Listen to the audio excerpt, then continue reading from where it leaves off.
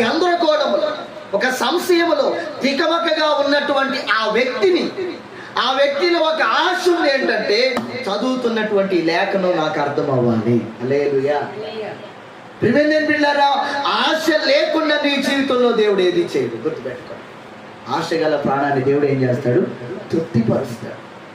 అది ఏ విషయంలో అయినా సరే, అది వాక్య విషయంలోనైనా, ప్రార్థన విషయంలోనైనా, ఆత్మీయ భక్తి మరి విశ్వాస విషయంలోనైనా, నీ సమస్యల పట్లైనా, నీ యొక్క ఇబ్బందుల పట్లైనా నువ్వు ఒక ఆశతో ప్రభు సన్నిధికి వచ్చుచున్నట్లయితే ఖచ్చితంగా నీ ఆశ దేవుడు తీరుస్తాడు.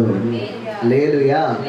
అతనిలో ఆశ లేకపోతే పరిశుద్ధాత్మ దేవుడు ఆ పిలుపుని ఎందుకు పంపించాలండి? హల్లెలూయా. ఒక రథం వేసుకొని వెళ్ళమని లేదండి. ఏమంటున్నాడు? నువ్వు వెనువెంటనే పరిగెత్తుకుంటూ పోవాలి. ఆయనేమో రథం మీద పోతుంటే ఈయనేమో నడుచుకుంటా పరిగెత్తుకుంటా ఏ వాహనం లేకుండా ఆయన్ని కలుసుకున్నాడంట. దేవునికి స్తోత్రం. హల్లెలూయా. చూడండి, అతనిలో ఉన్న ఆశ చూశాడు ఆత్మదేవుడు. ఇతన్ని ఎలాగైనా నేను పట్టుకోవాలి. ఈ యొక్క కేవలము ఆ మాటలు చదివి ఏదో వచ్చుచూ పోవచ్చున్న వాళ్ళలాగా నా మందిరానికి ఇతడు ఉండకూడదు. హల్లెలూయా.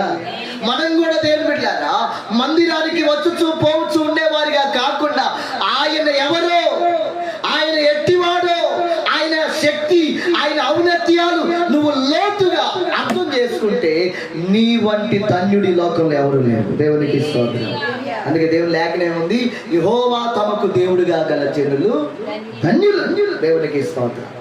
హల్లెలూయా. ఆయన్ని కలిగి ఉండటమే గొప్ప భాగ్యం అంటండి. ఆయన్ని దేవుడిగా కలిగి ఉండటం, ఆయన జనమునకు అనగా ఆయన్ని ఎవరైతే ఆరాధిస్తున్నారో ఆ ప్రజలకి ఆ దేవుడు సమీపంగా ఉన్నట్లు ఈ లోకంలో ఏ దేవుడు సమీపంగా లేడంట. హల్లెలూయా. నువ్వు పిలిస్తే పలికేది. హల్లెలూయా. నువ్వు అడిగితే, నువ్వు ఏది అడుగుతావో అది ఇచ్చే దేవుడు. కాదనకుండా, నా వల్ల కాదు అనకుండా, నేను చేయను అనకుండా చేయగలిగిన సర్వశక్తిమంతుడు యేసయ్య. దేవునికి స్తోత్రం. అందుకే ఆయన గురించి చెప్పబడుతుంది, యెహోవాకు అసాధ్యమైంది ఏది లేదు. మీరు నమ్మితే చాలు దేవుని మహిమను చూస్తారు. అంత గొప్ప దేవుడు. అందుకే అయ్యో ఆ వ్యక్తిని ఏం చేయాలనుకున్నాడు దేవుడు? తన బిడ్డగా మార్చుకోవాలనుకున్నాడు. హల్లెలూయా.